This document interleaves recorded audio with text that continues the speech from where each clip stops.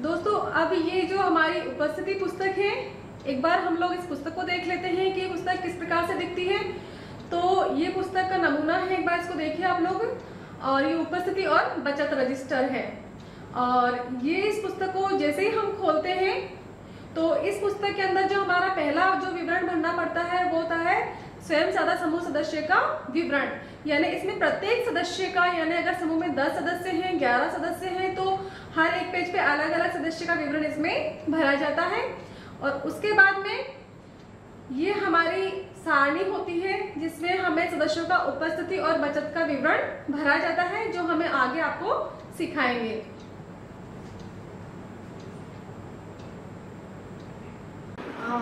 आज मैं आप सबको अपनी जो उपस्थिति दूसरे नंबर की जो पुस्तक होती है उपस्थिति एवं बचत पुस्तक, उसके बारे में हम लोग यहाँ पे सीखेंगे। तो सबसे पहले हम ये जानते हैं कि उपस्थिति एवं बचत पुस्तक कहते किसे हैं।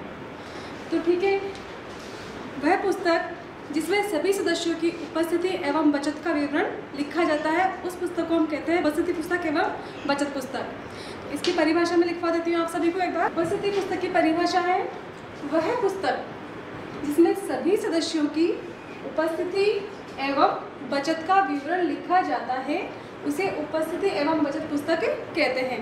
यानी सभी सदस्यों द्वारा उनकी कितनी उपस्थिति हुई है और उनके द्वारा कितनी बचत जमा करवाई गई है, इसका जिसके पुस्तक में विवरण लिखा जाता है उस पुस्तक को हम कहते हैं उपस्थिति एवं बचत पुस्तक।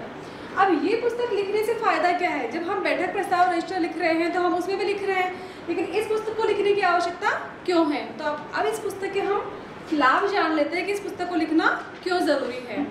तो देखिए दोस्तों, इस पुस्तक को लिखने से सबसे पहला लाभ है कि प्रत्येक सदस्य की बैठकवार उपस्थिति एवं बचत का पता चलता है। जो भी सदस्य अपनी प्रत्येक बैठक में किस सदस्य ने कितनी बचत की और उस सदस्य की उपस्थिति कितनी हुई, वो एक अलग से इस पुस्तक में हम सारी चीजें एक साथ देखने को हमको मिल जाती है। दूसरा इसका फायदा है समूह की कुल बैठक और बचत का पता चलता है कि हमारे समूह में आज दिन तक कुल कितनी बचत हो चुकी है और कुल कितनी बैठकें हो चुकी हैं और प्रत्येक सदस्य की उपस्थिति कितनी हो चुकी है। ये सारी जानकारी हमें एक ही पुस्तक के अंदर एक ही पेज पे देखने को मिल जाती है, इसलिए इस पुस्तक को लिखना जरूरी है। तीसरा फायदा है प्रत्येक सदस्य की व्यक्तिगत कुल बचत का भी पता इसमें चल जाता है। यानी इसी एक ही पेज के ऊपर हमें ये भी देख सकते हैं कि एक सदस्य की कुल आज दिन तक की कितनी बचत हो चुकी है और वो कितनी बैठकों में कितनी बार उपस्थित हुआ है। उसके बाद अगला फायदा है बचत करने की दिनांक, एक माह में वह और एक माह में उस महीने में कितनी बैठकें हुई हैं वो भी हमें इस पुस्तक को लिखने से पता चल जाता है कि इस माह में हमने कितनी बैठकें करी हैं और इस महीने में हमारी बचत टोटल कितनी हुई है। ये सारी जानकारी हमें एक ही पेज में एक साथ प्राप्त हो सकती है, इसलिए इस पुस्तक को लिखना जरूरी है।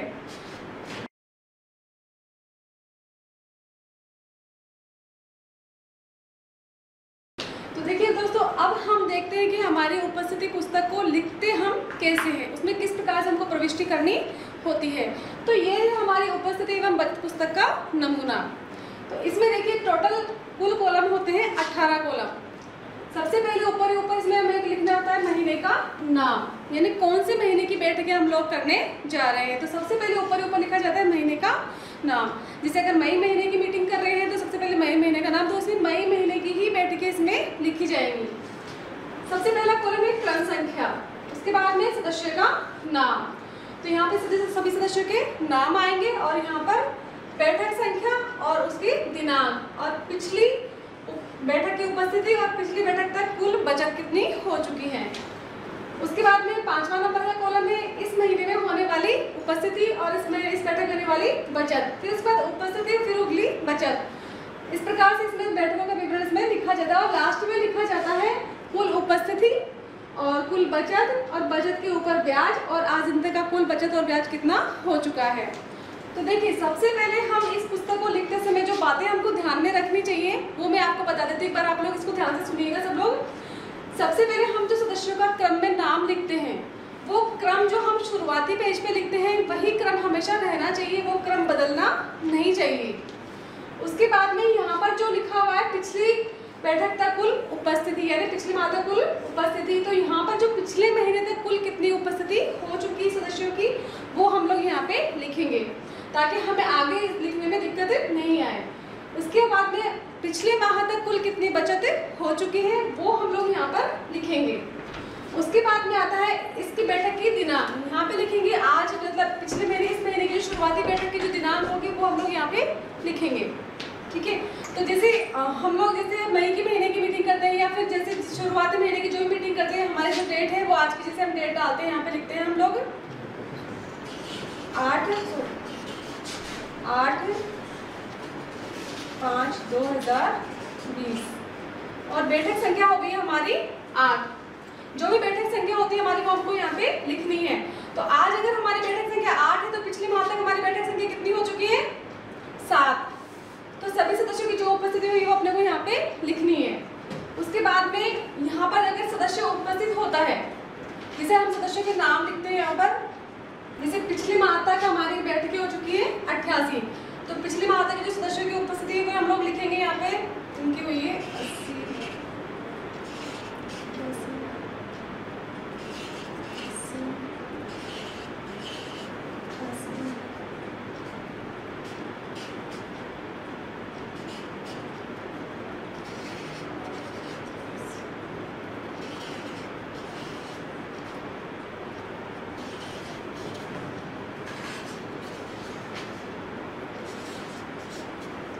ये हमारे पिछले माह तक सदस्यों की उसमें आ गई उपस्थिति और सभी सदस्यों की बचत प्रति सदस्य के हिसाब से हो गई इनकी 880 रुपये।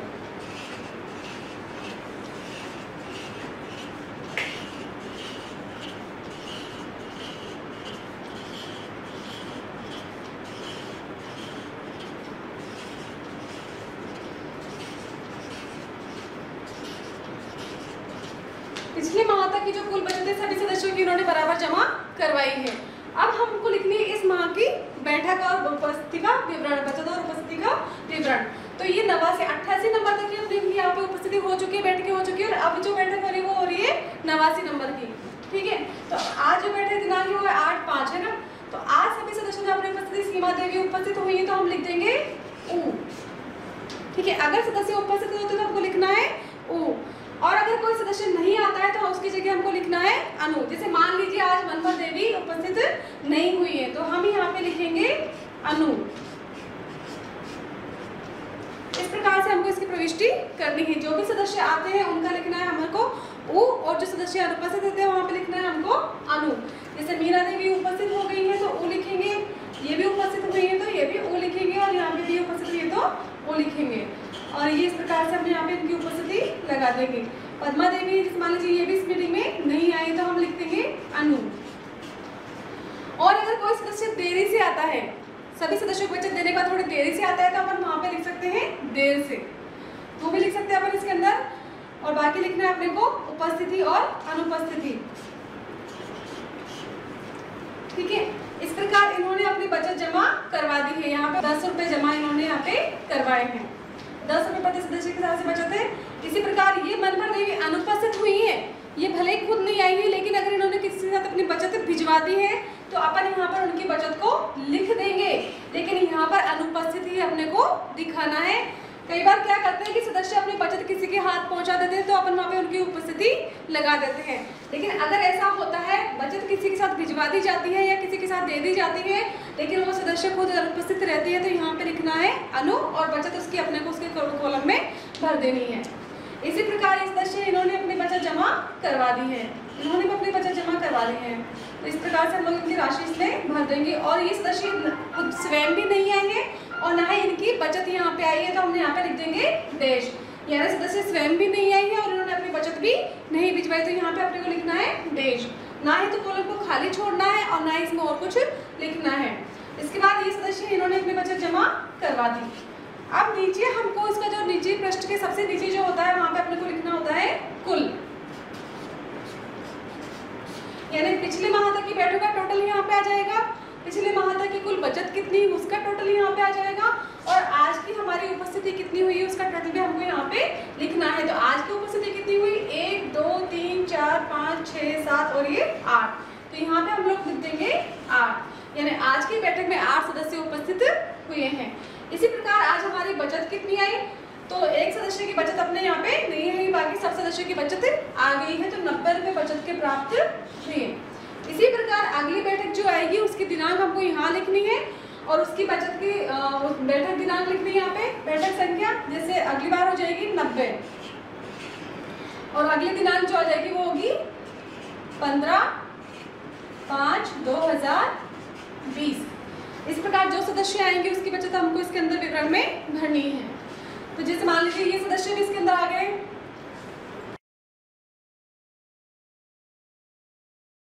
ये हमारे समूह के सदस्यों के क्रम वाइज नाम लिखे हैं, ठीक है। तो अगली बार जब हम अगले पेज में नए नाम डालेंगे अगले महीने में, तो क्रम सेम यही होना चाहिए, इनका क्रम बदलना नहीं चाहिए। क्यों? क्योंकि देखिए जैसे ये सरोज देवी है, इनकी पिछले महीने तक की मीटिंग हुई है, 80 उपस्थिति इनकी हुई है, जबकि मीटिंग कितनी हो चुकी है पिछले माह तक 88 मीटिंग हो चुकी है और इनकी उपस्थिति की कितनी हुई मात्र 80, जबकि होनी चाहिए थी इनकी 89। और इसी अगर ये हमने नाम ऊपर नीचे कर दिए, जैसे सरोजी का नाम ऊपर कर दिया, मंत्र का नाम नीचे कर दिया, बाकी का हमने कुछ भी परिवर्तन नहीं किया, तो इसमें इनकी उपस्थिति इनकी जा सकती है और इनकी उपस्थिति इनके, तो इस तरह का परिवर्तन इसमें हो सकता है। तो हमें जो भी क्रम लिखना है नाम लिखने का, क्रम में नामों का बदलाव, क्रम नहीं बदलना चाहिए, बिल्कुल वही क्रम होना चाहिए जो पिछले पेज में थे। जैसे ये सरोज देवी है, इनकी पिछली उपस्थिति हुई है 80, जबकि होनी चाहिए थी 89। क्यों? क्योंकि कभी कभी किसी मीटिंग में ये नहीं आई है, तो होनी चाहिए थी इनकी यहाँ पे 88 हाजिरी होनी चाहिए थी, लेकिन हुई है इनकी 80 उपस्थिति। इसी प्रकार लेकिन इन्होंने उपस्थित रही या अनुपस्थित रही है, लेकिन इन्होंने अपनी बचत बिल्कुल समय पर पहुंचाई है। तो पिछले माह तक इनकी 10 रुपये प्रति सप्ताह के हिसाब से 880 रुपये बचत इनकी हो चुकी है। अब इस महीने की 8 तारीख को इनकी ये उपस्थित हुई और इन्होंने अपनी 10 रुपये बचत जमा करवाई। इसी प्रकार मनपर देवी है, इनकी पिछले महीने तक हुई थी उपस्थिति 81 उपस्थिति हुई थी और बचत इनकी 880 रुपये, यानी इनके बराबर ही थी, लेकिन ये आज की मीटिंग में नहीं आई, लेकिन इन्होंने सदस्य के साथ अपनी बचत भिजवा दी थी। तो यहाँ पर हमने लिख दिया अनु, क्योंकि अनुपस्थित नहीं है, आज की बैठक में नहीं है, तो हमने लिख दिया अनुपस्थित, लेकिन इन्होंने बचत भिजवा दी तो हम इनकी बचत जमा कर देंगे, ठीक है। इसी प्रकार ये है मीना देवी, इनकी पिछली माह तक कुल उपस्थिति है 80 और इनकी बचत है 880 रुपये, ठीक है। और ये आज की मीटिंग में आई, इन्होंने 10 रुपये जमा कराए तो हमने इस प्रकार से प्रविष्टि कर दी। इस प्रकार ये निर्मला है, इनकी पिछली माह तक पूरी उपस्थिति है 88, क्योंकि ये हर बैठक में उपस्थित होती है, तो इनकी पिछले माह तक की उपस्थिति एकदम बराबर आ रही है और बचत है इनकी 880 रुपये। आज की बैठक में भी आई ये उपस्थित, तो हमने यहाँ लिख दिया ओ और बचत में लिख दिया 10 रुपये। इसी प्रकार ये है आरती देवी, इनकी पिछले माह तक बचत उपस्थिति थी वो है 77, क्योंकि ये भी कई मीटिंगों में नहीं आई तो इनकी अनुपस्थिति लगी है और ये इनकी उपस्थिति कम आई है। इनकी बचत लेकिन पूरी आई है 880 रुपये, इनकी बचत पूरी आई है, तो यहाँ पे आज की बैठक में आई है तो हमने लिख दिया ओ और बचत में लिख दिया 10। इसी प्रकार देखिए लक्ष्मी देवी की पिछली उपस्थिति है 83, बचत है 880 रुपये, आज की बैठक में आई है तो लिख दिया ओ और बचत ली थी हमने 10 रुपये। इसी प्रकार विमला देवी की उपस्थिति पिछले माह तक जो है 88 है और इस माह में ये आज की बैठक में आई तो यहाँ लिख दिया हमने उपस्थिति और ये 10 रुपये इनकी बचत। इसी प्रकार बाकी सब सदस्यों का लिखते हैं। अब देखिए पद्मा देवी आज की बैठक में, पिछली माह तक जो इनकी बैठक थी वो थी 86, इस बैठक में और इनकी बचत थी 880 रुपये, लेकिन ये आज की बैठक में नहीं आई है, तो यहाँ पे लिख दिया हमने अनुपस्थिति और इन्होंने किसी के साथ में अपनी बचत भी नहीं भिजवाई, तो हमने यहाँ पे लगा दिया डैश। देखिए ना तो हमने इस कॉलम को खाली छोड़ा है और ना ही इसमें हमने कुछ लिखा है, हमने यहाँ पर लगा दिया डैश, ठीक है। अभी पूजा देवी है, इनकी पिछली माह तक की जो उपस्थिति है वो हुई है 85 और इस माह बचत जो हुई है वो है 880 रुपये। आज की बैठक में आई तो हमने लिख दिया उपस्थिति और बचत लिख दी यहाँ पर। इसी प्रकार इस सदस्य की भी लिख दी। तो इस महीने में यानी पिछले माह तक जो सदस्यों की कुल उपस्थिति थी वो होनी चाहिए थी 890, लेकिन हुई कितनी है 835, ठीक है। इसी प्रकार सदस्यों की बचत होनी चाहिए 8800 रुपये, तो 8800 बचत इनकी पूरी हो चुकी है पिछले माह तक। अब आज की बैठक की बात करते हैं तो आज की बैठक में कितने सदस्य अनुपस्थित रहे, 1 और ये 2, यानी 10 में से 2 सदस्य नहीं आए, तो उपस्थिति कितनी हुई कुल 8 सदस्यों की। तो सबसे नीचे जो टोटल लगे पेज के नीचे अपने को इसका उपस्थिति का और बचत का अपने को योग भी लगाना है। इसी प्रकार देखिए इसमें यहाँ पे सदस्य तो 2 अनुपस्थित रहे, लेकिन एक सदस्य ने अपनी बचत भिजवा दी थी, तो कुल टोटल बचत कितनी है अपने पास में 90 रुपये, तो यहाँ पे हमने लिखा 90 रुपये। इसी प्रकार देखिए अगली बैठक के अंदर पहले सदस्य उपस्थित तो वो लिख दिया, इसी प्रकार दूसरे सदस्य भी उपस्थित थे, हमने इसकी उपस्थिति और बचत यहाँ पे लिख दी। इसी प्रकार ये सदस्य है, इनकी उपस्थिति लिख दी और अपनी बचत लिख दी यहाँ पर। बाकी सदस्य जो उपस्थित हुए उनके आगे और उनकी बचत लिख दी। अब ये सदस्य है लक्ष्मी देवी, ये यहाँ पर अनुपस्थित रही है, इन्होंने बचत भी जमा नहीं करवाई, तो यहाँ पर भी हमने डैश लगा दिया। ठीक है, इसी प्रकार ये सदस्य है विमला देवी, ये उपस्थित हुई थी, आपने वो लिख दिया और बचत लिख दी। अब पिछली बैठक के अंदर पद्मा देवी अनुपस्थित रही थी और उन्होंने अपनी बचत भी जमा नहीं करवाई थी, लेकिन वो इस बैठक में उपस्थित हो गई हैं और पिछले सप्ताह की और इस सप्ताह की दोनों सप्ताह की बचत उन्होंने एक साथ जमा करवाई है 20 रुपये। तो हम इसी कॉलम में एक साथ 20 रुपये ही लिखेंगे, ना कि हम लोग 10 रुपये यहाँ लिख दिया और 10 रुपये यहाँ, ऐसा हमको नहीं करना है। एक साथ दिया है तो हमको यहाँ पे एक साथ ही 20 रुपये दर्शाना है, इस कॉलम में डैश लगा हुआ ही छोड़ना है अपने को। ठीक है, इसी प्रकार सब सदस्यों ने अपनी बचत जमा करवा दी, सिर्फ एक सदस्य की बचत नहीं आई, तो टोटल बचत अपने पास में प्राप्त हुई है 100 रुपये। ठीक है, अब इसके बाद में 22 तारीख की जो मीटिंग हुई अगले सप्ताह की, तो उसके अंदर देखिए सभी सदस्य उपस्थित हुए हैं, कोई भी सदस्य इसमें अनुपस्थित नहीं है। पिछले सप्ताह में जो लक्ष्मी देवी अनुपस्थित रही थी, इन्होंने अपनी बचत नहीं भिजवाई थी, इन्होंने इस बार अपने 20 रुपये जमा करवा दी है, तो सब सदस्यों की बचत यहाँ पे आ चुकी है। ठीक है, अब लास्ट में इस महीने की लास्ट बैठक है 29 तारीख। ठीक है, अब इसमें जो ये सरोज देवी है इसमें अनुपस्थित रही है, तो यहाँ पे हमने लिख दिया अनु, और इनकी बचत भी नहीं आई, तो यहाँ पे हमने लगा दिया डैश, क्योंकि यहाँ पे इनकी बचत नहीं आई है। और बाकी सब सदस्यों ने उपस्थित हुए, उसने अपनी अपनी बचत जमा करवाई है। तो कुल बचत कितनी प्राप्त हुई 90 रुपये, और कुल उपस्थिति कितनी हुई आज की 9 इस बैठक के अंदर। तो ठीक है, अब लास्ट वाला एक कॉलम अपने यहाँ पे छूट गया है। ठीक है, तो अपना 29 तारीख लास्ट इस महीने की, मई के महीने की लास्ट तारीख इसमें आ जाएगी। तो अब आगे का जो कॉलम बचा है आपने को इसको खाली ही छोड़ना है, क्योंकि मई का महीना यहीं पर पूरा हो चुका है। अगली जो बैठक आएगी वो आएगी जून के महीने की, तो जून के महीने की बैठक अपने को इस पेज में नहीं लिखनी है, वो बैठक हम नए पेज पे लिखेंगे। नए माह की बैठक नए पेज पे लिखी जाती है, यहाँ पर सिर्फ मई महीने की बैठक है, तो वही इसमें हम प्रविष्टि करेंगे। तो इस प्रकार से देखिए इस महीने में कुल कितनी बैठकें हुई हैं 4, 1 2 3 और ये 4। ठीक है, तो अब इस पेज को देखने से हमें पता चल जाता है एक ही पेज पे कि इस महीने में हमारी टोटल बैठकें कितनी हुई हैं। तो पता चल गया कि 1 2 3 और इस महीने में 4 बैठकें हमारी हुई हैं। अब हम इनका योग लगाएंगे। पिछले माह तक हमारी इस समूह की बैठकें थी 80, अब इस महीने में इस बैठकें हुई हैं 4, तो टोटल बैठकें कितनी हो गई हमारी 84। ठीक है, 80 इस महीने की और 4 इस महीने की, टोटल हो गई 84। अब मनभर देवी की पिछले माह तक उपस्थिति थी 81 और इस महीने की इनकी उपस्थिति हो गई है 1 2 और 3। ठीक है, इनकी उपस्थिति हुई है यहाँ पर 81 और क्योंकि यहाँ पे अनुपस्थित रही है, यहाँ पे 3 हुई है इनकी उपस्थिति, तो ये हो गई इनकी 84। ठीक है, और इसी प्रकार ये है 80 उपस्थिति इनकी मीना देवी की पिछली बार ठीक थी, इस महीने में इनकी पूरी 4 उपस्थिति हुई है, तो यहाँ पर हम लोग लिखेंगे इनकी 80 और 4। और यहाँ पर देखिए सरोज देवी भी अनुपस्थित रही है, इनकी सिर्फ 3 ही उपस्थिति हुई है, 1 2 और ये 3, तो यहाँ पर इनकी आएगी 83।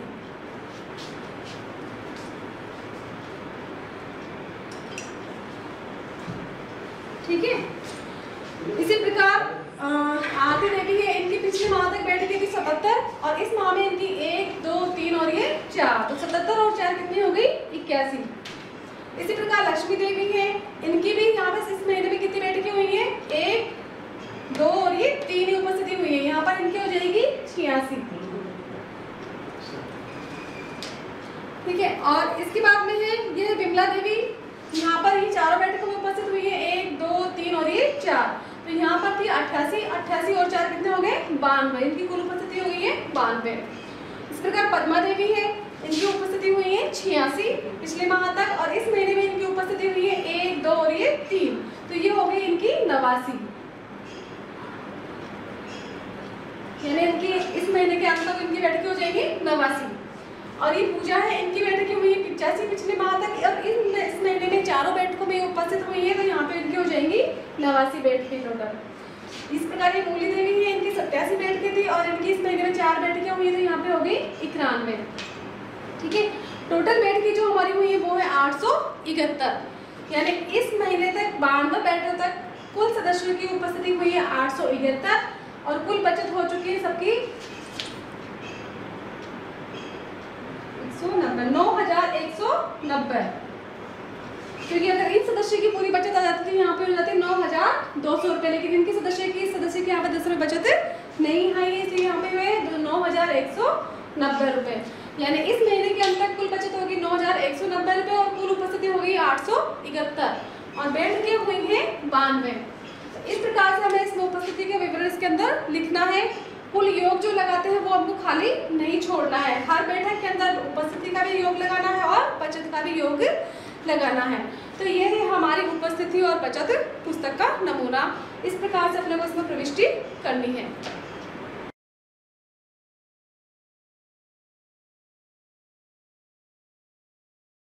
तो दोस्तों अब एक बार हम लोग हमारी ये ऋण पुस्तक है इसको भी एक बार देख लेते हैं हम।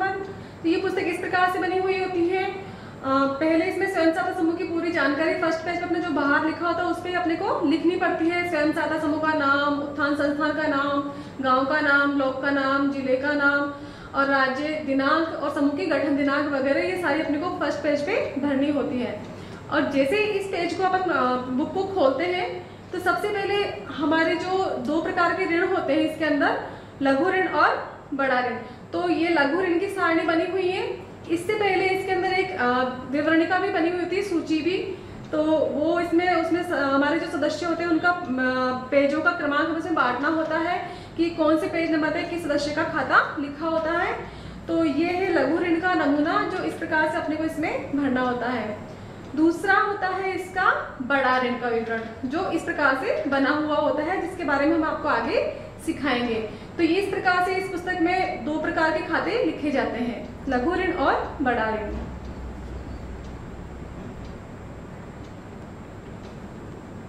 तीसरी पुस्तक है हमारी ऋण पुस्तक। तो ऋण पुस्तक के जो सबसे पहले हम जान लें कि इसकी पुस्तक की परिभाषा क्या है। तो स्वयं समूह द्वारा सदस्यों को दिए गए ऋण तथा ऋण वापसी की किस्त व ब्याज को जिस पुस्तक में लिखते हैं उसे हम ऋण पुस्तक कहते हैं। यानी समूह के सदस्यों द्वारा जो ऋण लिया जाता है और उस ऋण की किस्त और ब्याज जो वापस किया जाता है उसका विवरण हम जिस पुस्तक में लिखते हैं उसको हम कहते हैं ऋण पुस्तक।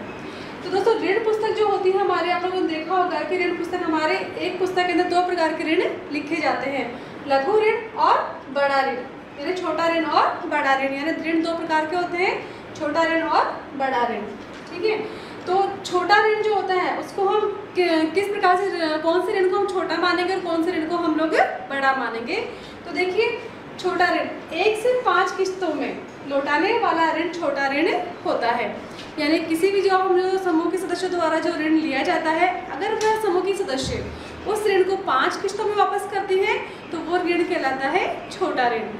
इसके साथ ही हम एक चीज़ और भी देख सकते हैं कि मान लीजिए अगर कोई सदस्य 5000 तक का ऋण लेती है तो वो अगर उसको 5 किस्तों में चुकाती है तो भी हम उसको छोटे ऋण में लेंगे। लेकिन अगर वही सदस्य उस किस्त को आसानी से नहीं चुका पाया, उसको छोटी छोटी किस्तों में लेकर लंबे समय में चुकाए तो हम उसको अपन बड़े ऋण में भी लिख सकते हैं। लेकिन अगर हम माने तो विशेष तौर पर 5000 तक का ऋण और 5 किस्तों में लिखा जाने वाले ऋण को अपन छोटे ऋण मानते हैं। लेकिन अगर वो 5000 भी किसी महिला के लिए इतने बड़े भारी लगते हैं कि वो उसको 10 किस्तों में चुकाते तब हम उस ऋण को अपन लोग बड़े ऋण में लिख सकते हैं। दूसरा है बड़ा ऋण, यानी 6 या उससे अधिक किस्तों में, यानी 6 माह में या फिर उससे अधिक माह में लौटाए जाने वाला जो ऋण होता है वो कहलाता है बड़ा ऋण। यानी 6 किस्तों से लेकर अधिक से अधिक अपन 20-22 किस्तों तक 25 किस्तों तक जो ऋण लौटाया जाता है उसको अपन कहते हैं बड़ा ऋण। या इससे भी अधिक जो किस्तें बन सकती हैं उसको कहते हैं अपन बड़ा ऋण। तो ऋण कितने प्रकार के होते हैं, लघु ऋण और बड़ा ऋण। तो ये हो गया हमारे ऋण पुस्तक की परिभाषा। और अब हम जानेंगे हमारे ऋण पुस्तक लिखने के लाभ कि पुस्तक लिखना आवश्यक क्यों है।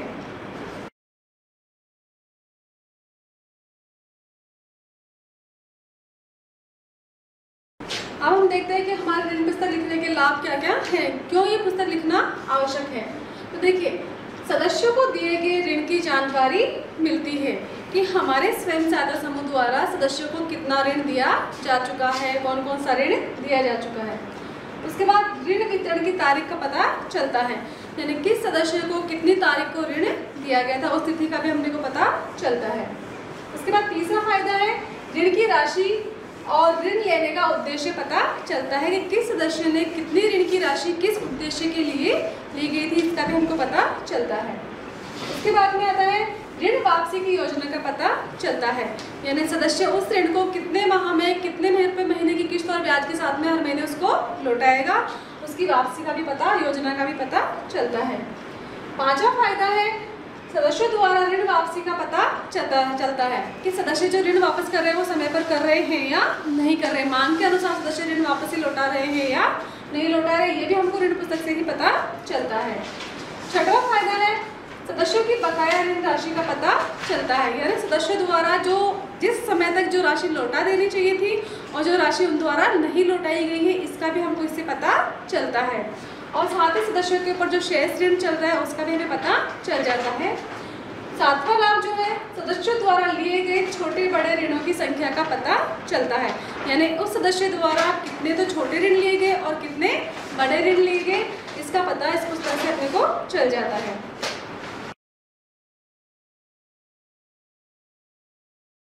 तो ऋण पुस्तक के बारे में अभी हमने जाना है कि ऋण पुस्तक में दो प्रकार के ऋण लिखे जाते हैं। सबसे पहला होता है लघु ऋण और दूसरा होता है बड़ा ऋण।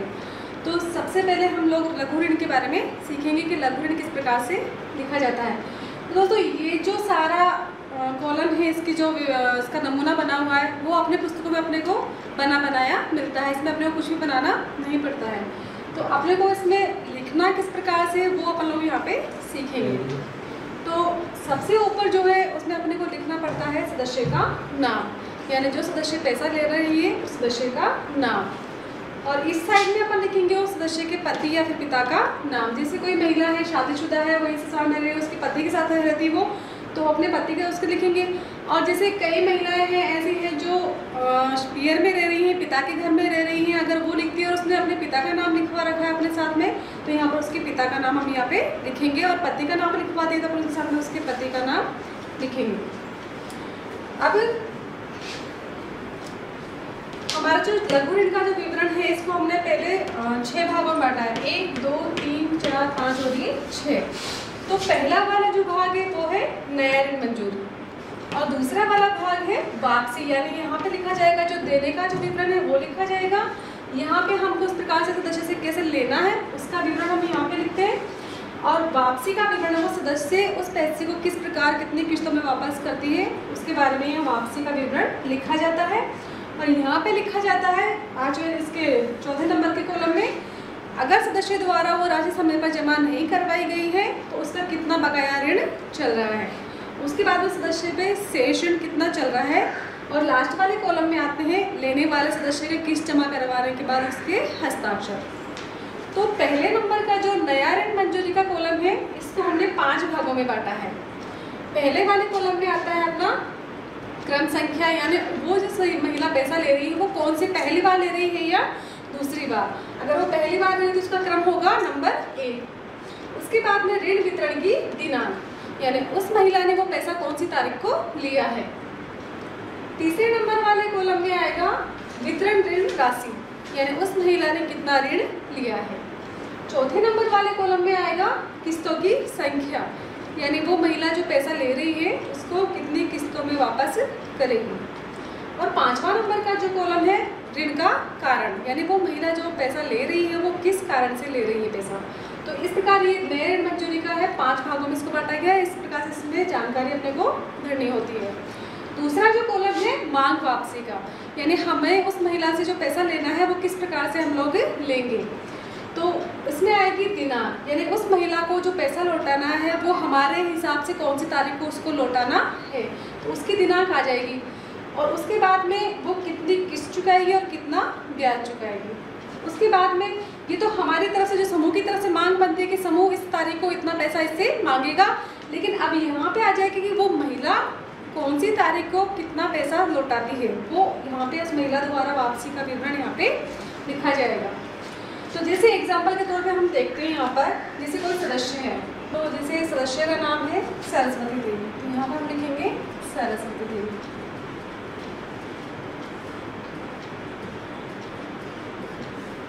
और उनके पति का नाम है रामकिशन।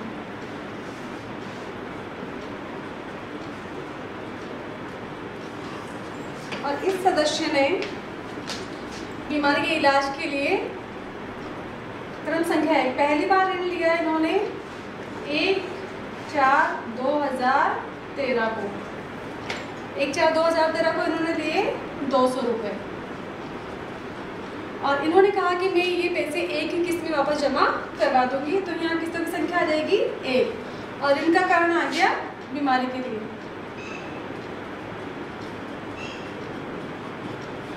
दवाई के लिए, ठीक है। अब यहाँ मांग वापसी में जो अपने हिसाब से जो आना चाहिए वो अपनी जो दिनांक होगी वो कितनी होगी 1/5/2013 और किस्त की राशि होगी 200 + 4 रुपये, ठीक है। ये तो हो गई समूह की तरफ से मांग। अब ये सदस्य ने ये जो पैसा जमा करवाया है वो जमा करवाया है 29 तारीख को, 29/4/2013 को। 29/4/2013 को ही सदस्य ने वह पैसा वापस कर दिया है। 200 रुपये असल वापस किए और 4 रुपये ब्याज वापस किया। अब इस सदस्य का कोई ऋण बकाया रहा क्या? क्योंकि इन्होंने जमा करवा दिया तो कुछ बाकी रहा ही नहीं। तो यहाँ बकाया राशि में हम लिख देंगे देश और 200 में से पूरे 200 चुका दिए तो इनका कोई शेष ऋण भी नहीं रहा। तो यहाँ पे भी लिख देंगे देश और यहाँ पे सदस्य के हस्ताक्षर हम लोग यहाँ पे करवा लेंगे, ठीक है। ये इस प्रकार से इसकी प्रविष्टि अपने को करना है। अब जैसे वापस से यही सदस्य फिर से दोबारा ऋण लेते हैं तो यहाँ पे लिखेंगे क्रम संख्या 2, यानी इस सदस्य ने दूसरी बार ऋण लिया है। तो मान लीजिए इस सदस्य ने 6/5/2013 को इस सदस्य ने त्योहार खर्च के लिए 300 रुपये उधार लिए हैं। 300 रुपये उधार मांगे इन्होंने त्योहार खर्च के लिए और इन्होंने कहा कि मैं ये पैसे 2 किस्तों में वापस कर दूंगी। तो किस्तों की संख्या आ गई 2 और यहाँ कारण में लिख देंगे त्योहार खर्च।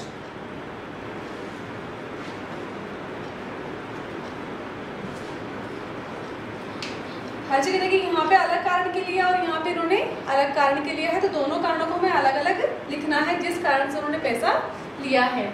अब इस पैसे को हमारे जो समूह की जो मांग बनती है वो कितनी तारीख को बननी चाहिए?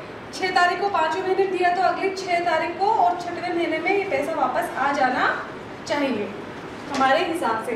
तो अब इन्होंने 2 किस्तों में कहा है तो पहले किस्त कितने की होगी 150 प्लस ब्याज कितना बनेगा 300 रुपये का 6 रुपये। तो यहाँ पे हमारे हिसाब से जो मांग बनती है ये होगी कि 6 तारीख को ये महिला हमें लौटाएगी 150 रुपये और 6 रुपये ब्याज के। और दूसरी किस्त कब बनेगी? वही 6 तारीख 7वां महीना 2013 को। बाकी का जो शेष पैसा रह जाएगा वो यहाँ लिखेंगे प्लस 150 का ब्याज कितना होगा 3 रुपये। ये हमारा मांग वापसी का समूह का जो प्लान होता है वो इस प्रकार से अपने को बनाना है पहले से ही। जब महिला को पैसा दिया जाता है तभी ही योजना तैयार कर ली जाती है ताकि उन महिला को बता दें कि आपको हर महीने इतनी तारीख को ये पैसा जमा करवाना पड़ेगा। अब उस महिला ने अपनी पहली किस्त जो है ये वाली जो किस्त हमारे जो 6वें महीने की जो मांग बनती है उस महिला ने 3 तारीख 6वां महीना 2013 को इस महिला ने 150 रुपये असल जमा किए और ब्याज जमा किया इसका 6 रुपये, ठीक है। इस महीने की किस्त आ गई इसमें, यानी 6वें महीने की कोई बकाया किस्त नहीं रही। तो हम लोग यहाँ पे लिख देंगे देश लगा देंगे क्योंकि बकाया किस्त नहीं रही। जो मांग बनी थी वो मांग के अनुसार इस सदस्य ने वापस कर दी है। अब शेष ऋण राशि कितनी रही? 300 में से 150 वापस आ गए तो कितने बचे 150 रुपये और यहाँ पे सदस्य के हस्ताक्षर हो जाएंगे इस प्रकार से हमको इसमें प्रविष्टि करनी है। अब इस महिला ने दूसरी जो इसकी तारीख की स्थिति थी वो बनती है हमारे साथ समूह के हिसाब से मांग बनती है 6 तारीख 7वां महीना 2013 को। अब इस महिला ने ये जो पैसा है ये जमा करवा दिया इसने 4 तारीख 7वां महीना 2013 को। इसने जमा करवा दिया 150 रुपये किस्त और 3 रुपये ब्याज के। मतलब जो मांग थी वो इसने वापसी की विवरण इसमें जो जमा करवानी थी वो इसने करवा दी।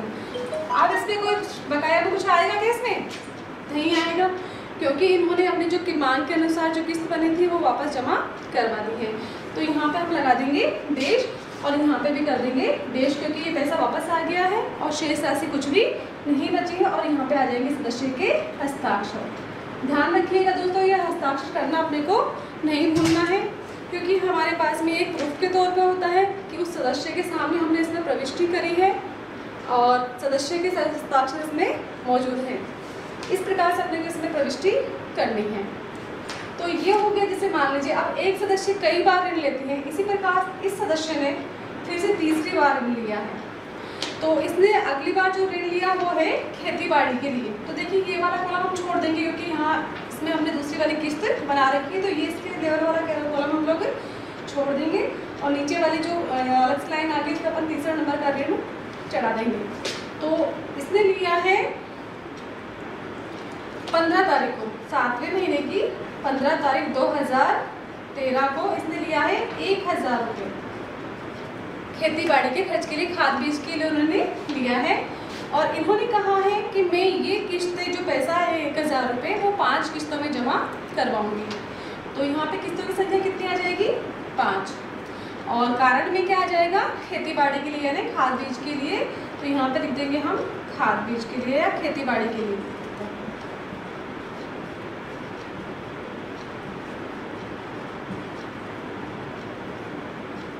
ठीक है, ये तो आ गया हमारे समूह के द्वारा दिए जाने वाले ऋण का विवरण। अब समूह जो मांग करता है उस सदस्य से, उसका विवरण हम लोग यहाँ पे लिखेंगे। तो वो इस प्रकार से लिखेंगे, दिया कितनी तारीख को? तो 15 7वें महीने में दिया था, तो यहाँ पे अब 8वें महीने में किस्त आनी चाहिए। तो हमारे हिसाब से एक महीना होता है 15 तारीख 8वां महीना 2013 को। ये हमारी मांग की तिथि आ जाएगी यहाँ पे समूह की। और जैसे कि सदस्य ने कहा कि मैं 5 किस्तों में जमा कराऊंगी, तो इस हिसाब से पहली किस्त बनती है इनकी 200 रुपये और 1000 का ब्याज बनता है 20 रुपये। तो पहले महीने में जो हमारी मांग होगी वो 200 रुपये असल और 20 रुपये ब्याज। और फिर इसी प्रकार दूसरे महीने में जो मांग होगी, मांग का विवरण हमें हर महीने तैयार पूरा एक साथ में ही कर लेना है। जिस दिन ऋण दिया जाता है उसी दिन मांग का विवरण तैयार करना है। तो अगली जो किस्त आएगी 15 तारीख 9वां महीना 2013 को कितना आएगा? दूसरी किस्त जो बचेगी वो आएगी 200 रुपये प्लस। अब 200 रुपये इसने पहले जमा करवा दिए हैं, तो 2 करवा देगी जिसका ब्याज अगले महीने में कम हो जाएगा। तो हमारा जो ब्याज की जो मांग होगी समूह की वो होगी यहाँ पर 80 रुपये, क्योंकि शेष ऋण पे ही अपने को ब्याज इसमें लेना है। इसी प्रकार तीसरे महीने की भी हम लोग मांग तैयार कर लेंगे, यानी 10वें महीने में आ जाएंगे। यहाँ पर भी मांग बनती है हमारे 200 रुपये प्लस अब जो शेष राशि बचेगी 200 200 400 कम हो जाएंगे इसमें, तो 600 रुपये बचे। 600 का ब्याज कितना हो जाएगा?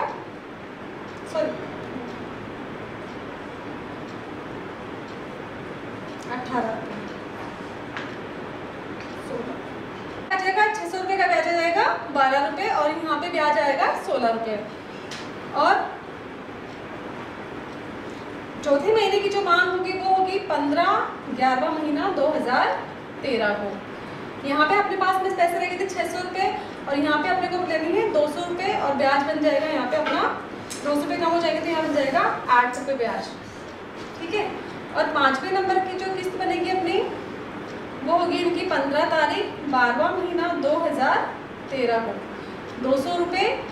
अब मात्र 200 रुपये शेष बचे इनकी, 1 2 3 4 और ये 5, यानी 5वें नंबर की जो किस्त आएगी जब लास्ट में कितना आएगा? मात्र 200 रुपये और इनका 4 रुपये ब्याज। तो इस प्रकार से इसका प्लान अपन को पहले से उनको बनाकर बता देंगे कि आपको हर महीने इस महीने में इतना रुपया असल देना होगा, इतना रुपया ब्याज देना होगा, और उनको प्लान करके अपन इसमें लिख देंगे। तो इस चीज़ का हमेशा ध्यान रखिएगा कि अपने को प्लान पहले तैयार अवश्य करना है। बाकी का फिर उसके बाद में अगर महिला इसके बीच में कोई और ऋण लेती है तो उसके बाद में फिर क्रम में यहाँ पे लगाकर उसका ऋण हम तक प्रविष्टि कर देंगे। तो अब देखिए आपने इसका ऋण का विवरण तैयार कर लिया है, मांग राशि अपने बना ली है, मांग का विवरण तैयार कर लिया है। अब इस महिला ने जो है 8वें महीने में इसकी किस्त की मांग बनी थी और इस महिला ने 6 तारीख को यानी 6 तारीख 8वां महीना 2013 को इसने ये पैसा जमा करवा दिया। 200 रुपये असल जमा करवा दिए और 20 रुपये ब्याज जमा करवा दिया। ठीक है, और इसके मतलब इस महीने में अगर बराबर किस्त आई है तो बकाया में कुछ भी नहीं आएगा। अब शेष में कितना रह गया? 1000 में से 200 गए तो यहाँ पे आ जाएगा 800 रुपये और यहाँ पे सदस्य के हस्ताक्षर हो जाएंगे। ठीक है, इसी प्रकार अगले महीने की जो किस्त है वो आ रही है 9वें महीने के अंदर। ठीक है, तो अब यहाँ देखिए दोस्तों, ये महिला जब 90वें महीने में किस्त लेकर पैसे लेकर आई तो इसने कहा कि दीदी मेरे पास किस्त इस वक्त नहीं है, इस महीने में मैं सिर्फ ब्याज ही जमा करवाऊंगी। तो इस महिला ने जो है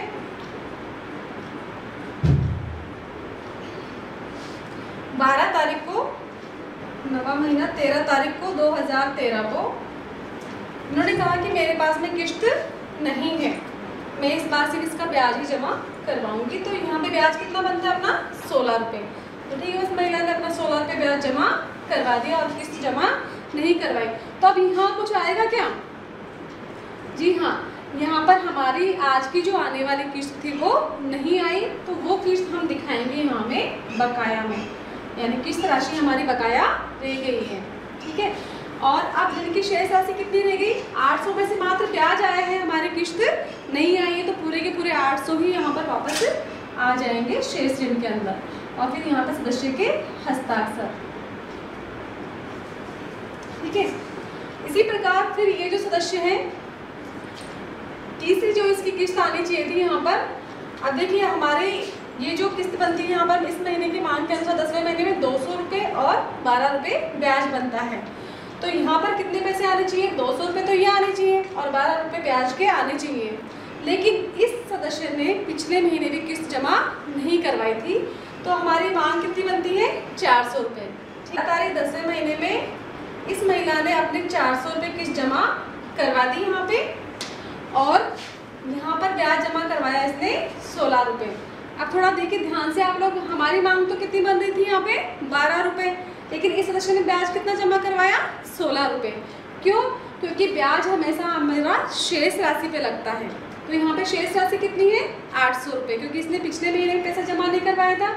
अगर यहाँ पे 200 रुपये जमा करवा देते तो इसका 4 रुपये ब्याज यहाँ पे कम हो जाता, लेकिन यहाँ पे इसने 4 रुपये ब्याज 200 रुपये जमा नहीं करवाए थे, तो 4 रुपये ब्याज के इसके कम नहीं हुए, जिसके कारण इसको यहाँ पे 16 रुपये पूरे जमा करवाए। तो अब यहाँ पे क्या आ जाएगा? कुछ बकाया रहा क्या यहाँ पे? क्योंकि इस महीने की किस्त भी आ चुकी है और पिछले महीने की भी आ चुकी है, तो यहाँ बकाया राशि में कुछ भी नहीं आएगा। अब शेष राशि में कितना रह गया? 800 में से 400 गए तो कितना आ गया? 400 रुपये। यहाँ लिख देंगे हम लोग 400 रुपये। ठीक है, अब इसी बीच में इस महिला ने 28/10 को, ठीक है, 28/10 को ये अपना प्लान बनाया हुआ है अपना। इसके हिसाब से अगर ये महिला जो भी दोबारा पैसा लेगी वो हम कहाँ लिखेंगे? इस प्लान के नीचे वाले कॉलम में। तो इस महिला ने 28/10 को फिर से पैसा लिया। कितनी, कौन सा क्रम आ जाएगा यहाँ पे? अब चौथा क्रम आ जाएगा, क्योंकि 3 बार पहले जब क्रम संख्या में क्या आएगा? चौथा क्रम आ जाएगा यहाँ। ठीक है, अब इसने लिए हैं 28/10/2013 को अपनी बेटी की पढ़ाई के लिए, अपनी बेटी की फीस जमा करवाने के लिए उसने लिए हैं 200 रुपये। तो यहाँ पे आ जाएगा 200 रुपये। ठीक है, और किस्तों की संख्या उस महिला ने कहा कि मैं इन पैसों को 2 किस्तों में जमा करवाऊंगी, तो यहाँ पे किस्तों की संख्या आ जाएगी 2। ठीक है, अब ये कारण क्या आएगा इसमें? बेटी की पढ़ाई के लिए उसने पैसे लिए हैं।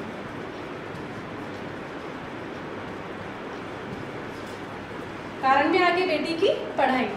अब इसको हम यहाँ पे लिखेंगे, हमारी जो दिया जो पैसा है वो हमने दिया 28/10 को, तो मांग क्या होगी हमारी? 28/11।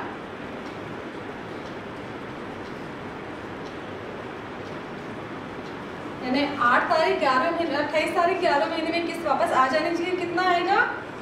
100 रुपये तो किस्त और प्लस ब्याज कितने का लगेगा? 200 रुपये का टोटल ब्याज लगेगा इसमें, 4 रुपये भी आने चाहिए।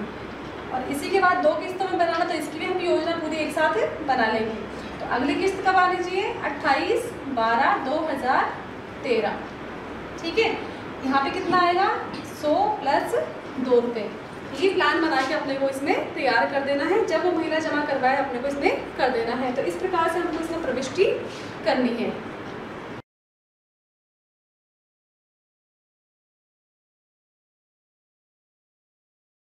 तो चलिए दोस्तों, अब हमने छोटा ऋण तो समझ लिया, अब हम समझते हैं बड़ा ऋण। तो बड़ा ऋण जो हमारी किताबों में पहले से छपा हुआ है, अपने को उसमें कुछ नहीं करना होता है, तो लेकिन हम इसमें प्रविष्टि करना सीखेंगे किस प्रकार से एंट्री करते हैं। तो ये नमूना देखिए एक बार, बड़ा ऋण का जो नमूना होता है, इसमें सबसे ऊपर ऊपर लिखा होता है सदस्य का नाम, यानी जो सदस्य पैसा ले रही है उस सदस्य का नाम। दूसरा होता है नगद पुस्तक पृष्ठ संख्या। हमारे जो चौथे नंबर की पुस्तक होती है नगद पुस्तक संख्या, तो उसकी जो पृष्ठ संख्या अपने को यहाँ पे लिखनी है कि हमने उस पुस्तक के कौन से पृष्ठ पे इस ऋण की प्रविष्टि की है, वो लिखनी है। उसके बाद में ऋण देने की तारीख, यानी उस महिला को जो ऋण दिया गया है वो कौन सी तारीख को कौन से महीने में दिया गया है। कुल ऋण की राशि, यानी उस महिला को कुल कितना ऋण दिया गया है। उसके बाद में आता है पति का नाम, यानी उस महिला के पति का नाम क्या है वो वहाँ पर आ जाएगा। उसके बाद में आएगी ब्याज दर, यानी समूह ने कौन सी ब्याज दर तय की गई है, 2 रुपये प्रति सैकड़ा है या 1.5 रुपये प्रति सैकड़ा है या 1 रुपये प्रति सैकड़ा है, वो ब्याज की दर हमको यहाँ पर लिखनी होती है। उसके बाद में आता है ऋण की ज़रूरत, यानी वो महिला किस कारण वो ऋण ले रही है। उसके बाद में किस्तों की संख्या, यानी वो महिला उस लिए हुए ऋण को कितने महीनों में वापस करेगी, यानी कितनी किस्तों में वापस करेगी। उसके बाद में आता है किस्त की राशि, यानी अगर वो महिला कितने महीनों में करवा रही है तो उसकी किस्त की राशि, मासिक किस्त जो वो देगी वो कितनी होगी। और यहाँ पे आता है कि मासिक जो उसकी किस्त होगी वो मासिक होगी या कैसी होगी, तो वो भी अपने को यहाँ पे लिखना होता है। वहाँ लिखते हैं अपन लोग मासिक, जो महीने में करते हैं वापस। उसके बाद में आता है यहाँ नीचे लिखा होता है समूह की कार्यवाही के अनुसार ऋण के सारे नियमों का पालन करते हुए मांग के अनुसार ऋण वापस करूंगी। ये शब्द जो है वो किसके द्वारा कहे माने जाते हैं, ऋण लेने वाली सदस्य के द्वारा। और ये सदस्य इस बात को मानते हुए यहाँ पे एक रिवेन्यू टिकट लगाया जाता है, जो अपने बाजार सब मिल जाता है आराम से अपने को वहाँ से। तो रिवेन्यू टिकट लगाकर, और यहाँ पे रिवेन्यू टिकट लगाकर उस सदस्य के उस पर हस्ताक्षर हमें करवाने होते हैं, जिससे कि ये पता चले कि उस सदस्य ने इस शर्त को, हमारे शर्त को माना है और हमारे पास एक प्रूफ होता है। तो ये चीज़ें हमें ध्यान में रखनी है कि यहाँ रिवेन्यू टिकट अवश्य लगाना है और उस पर सदस्य के हस्ताक्षर भी करवाने हैं। अब आता है हमारे ऋण के कॉलम। तो देखिए दोस्तों, हमारे जो बड़ा ऋण है इसमें कॉलम होते हैं 1, 2, 3, 4, 5, 6, 7, 8, 9, 10, 11, 12, 13 और ये 14। कुल टोटल कॉलम है इसमें 14। और ये जो हमारा विवरण तैयार किया गया 1, 2, 3, 4, 5, 6 और ये 7 भागों में इसको सारणी को बांटा गया है। तो पहला जो है सारणी का जो भाग है इसमें कॉलम है वो है किस्तों की संख्या, यहाँ पर हम लिखते हैं किस्तों का विवरण। दूसरा जो कॉलम है हमारा सारणी का वो है वापसी मांग, यानी सदस्य को जो ऋण दिया गया है उसकी हमारे समूह के द्वारा मांग क्या होगी, किस प्रकार से समूह से मांग करेगा, उसका विवरण इसमें 3 भागों में लिया जाता है। दिनांक, यानी वो सदस्य ने जो पैसा लिया है वो कौन सी दिनांक को वापस करना चाहिए समूह के हिसाब से, और कितनी किस्त वापस करेगा और कितना ब्याज वापस करेगा। तीसरे नंबर पे जो कॉलम है बकाया के साथ मांग। इस कॉलम को जो है 2 भागों में बांटा गया है। पहले में होता है किस्त, दूसरे में है ब्याज, यानी पिछले महीने तक जो बकाया था और इस महीने का जो मिलाकर जो मांग राशि है वो कितनी हमारी बनती है वो इसमें प्रविष्टि की जाती है। उसके बाद में है वापसी का विवरण, यानी सदस्य द्वारा जो किस्त ब्याज वापसी किया जाएगा वो कौन सी तिथि को किया जाएगा, कितनी किस्त की जाएगी और कितना ब्याज किया जाएगा और कितना दोनों मिला के कुल कितना पैसा सदस्य द्वारा दिया गया है, उसका विवरण इसमें लिखा जाएगा। इसको 4 भागों में बांटा गया है। उसके बाद में है 5वें नंबर का जो कॉलम है उसमें आएगा बकाया। बकाया का मतलब होता है इस महीने में जो पैसा आ जाना चाहिए था और वो नहीं आया है। अगर सदस्य द्वारा किस्त जमा नहीं करवाई जाती है तो उसको हम यहाँ इस बकाया में लिखते हैं। इसको भी 2 भागों में बांटा गया है, किस्त अलग और ब्याज अलग। उसके बाद में 6वां नंबर का जो कॉलम है उसमें आएगा शेष ऋण राशि, यानी 13वें नंबर का है लेकिन 6वां भाग है इसका हमारी सारणी का। तो यहाँ पे लिखेंगे शेष ऋण राशि, यानी सदस्य के किस्त चुकाने के बाद उसमें शेष ऋण कितना रह गया है। उसके बाद में यहाँ पे आएगी नगद पुस्तक पृष्ठ संख्या, यानी सदस्य द्वारा जमा कराई गई किस्त का विवरण हमने नगद पुस्तक में कौन से पृष्ठ की संख्या पर लिखा गया है वो यहाँ पर लिखा जाएगा।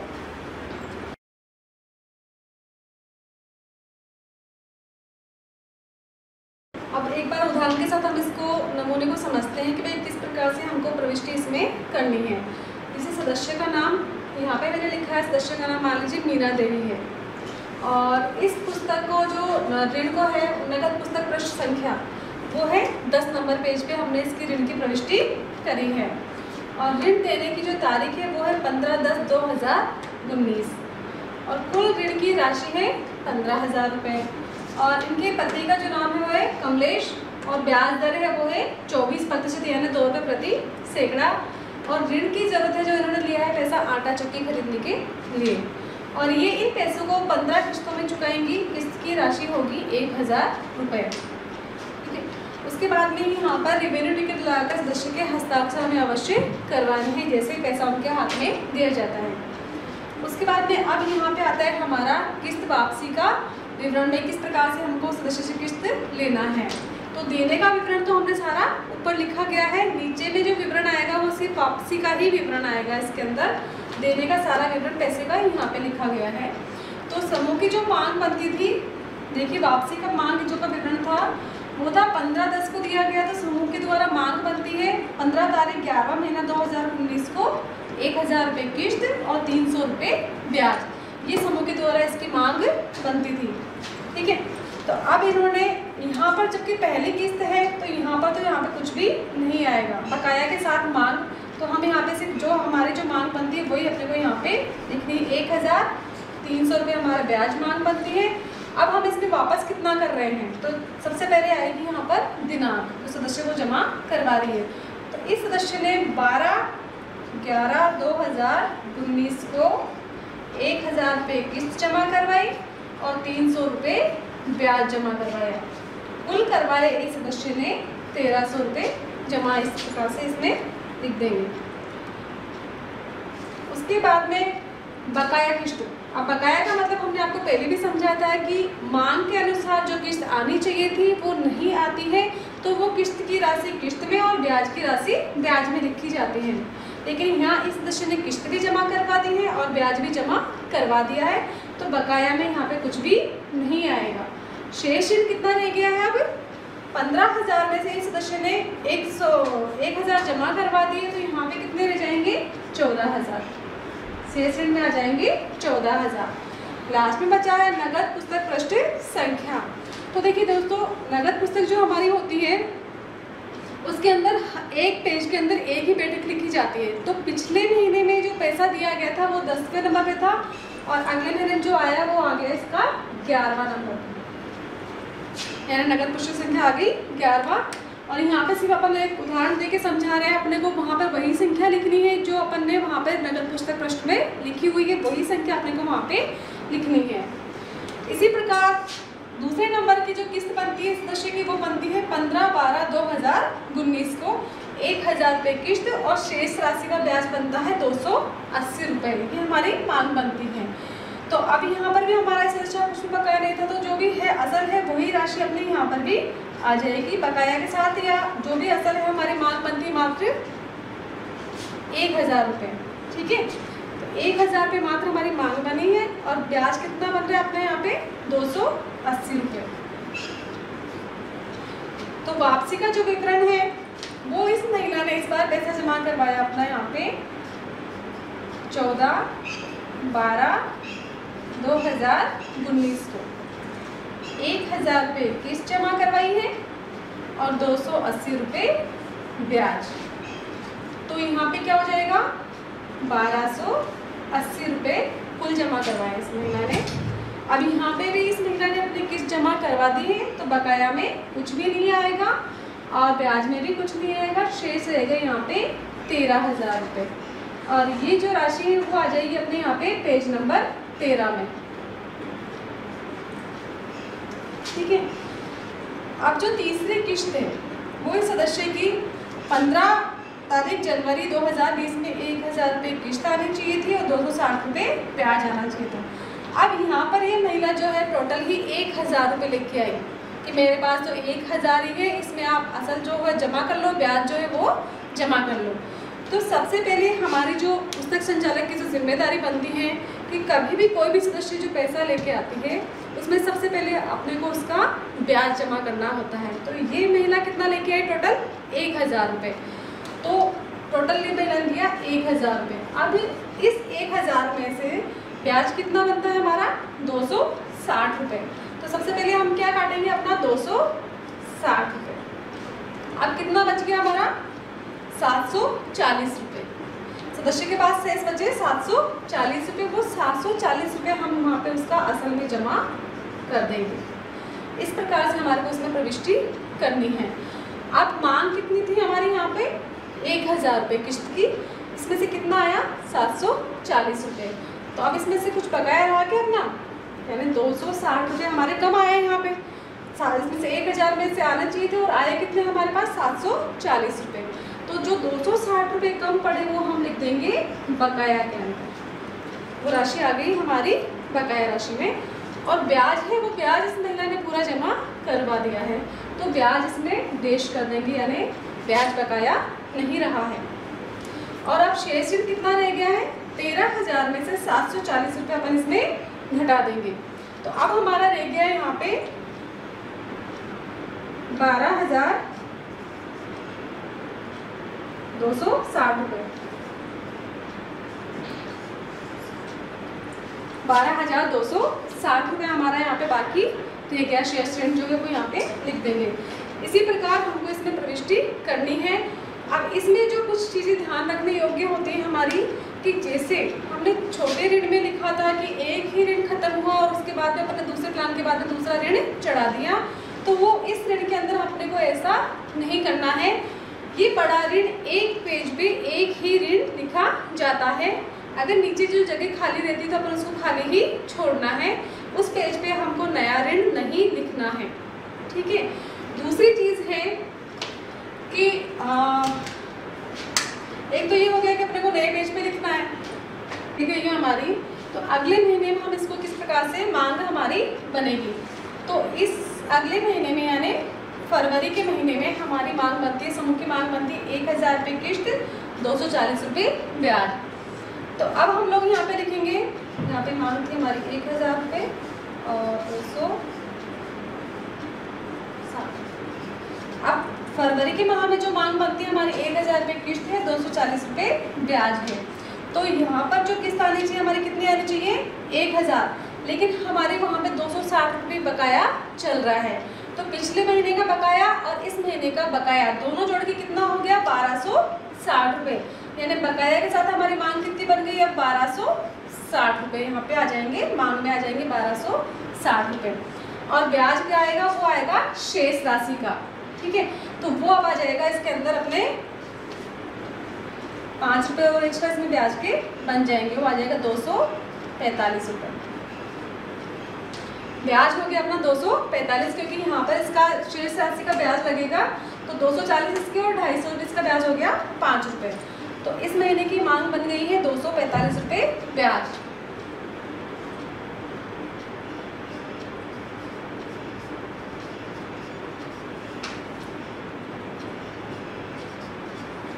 ठीक है। अब इस सदस्य ने यहाँ पर अपनी जितनी किस्त की मांग बनती थी और जितना ब्याज मांग बनता था वो पूरा पूरा जमा करवा दिया।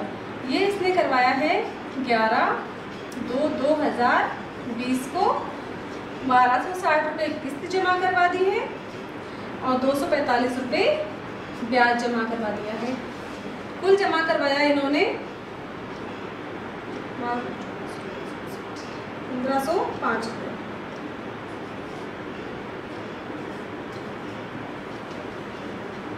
1505 रुपये से टोटल जमा करवाया, 1260 किस्त जमा करवाई और 245 रुपये ब्याज जमा करवाया। अब यहाँ पे इसकी कोई किस्त बकाया रही क्या, नहीं रही है, क्योंकि इन्होंने बकाया के साथ पूरी जो मांग बनी वो जमा करवा दी है और ना ही इनका कोई ब्याज बकाया रहा है। और अब यहाँ पे कितना आ जाएगा, इसमें से 12,260 रुपये जमा करा थे, यहाँ रह गया इनका 11,000 रुपये। शेष ऋण रह गया इनका 11,000 रुपये। इस प्रकार से हमारे को इसमें एंट्री करनी है। सबसे पहले इसमें ध्यान रखने बातें यही है कि हमें कोई भी सदस्य अगर पैसा जमा करवाता है तो सबसे पहले जो असल पैसा आता है उसमें सबसे पहले अपने को ब्याज काटना है, बाकी का जो पैसा बचता है वही राशि अपने को किस्तों में जमा करनी है। दूसरी चीज़, एक पेज पे एक ही ऋण लिखना है, दूसरे ऋण का इस पे विवरण नहीं लिखना है।